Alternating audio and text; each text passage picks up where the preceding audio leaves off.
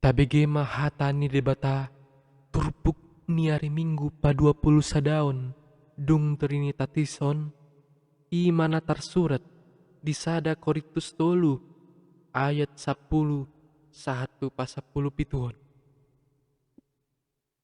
Hobar tu asin ni rohani di bata na nilihon na ituaw.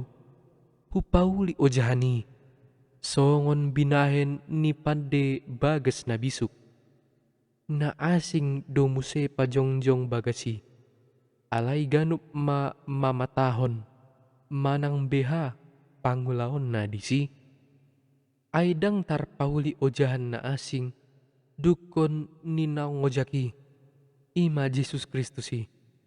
Asa molo dipauli di atas ojahani, manang sere, perak, batu na arga, haul, lamlam, manang durame, gabe patardo na niulan ni ganup.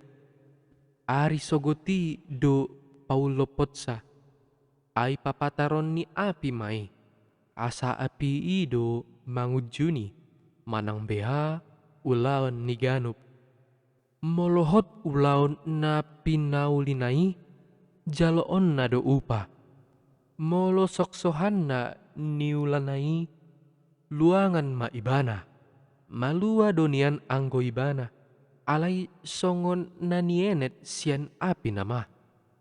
Dang dibotohamu, joro ni debatahamu, jalatod di ni debata, maringanan di bagasan hamu.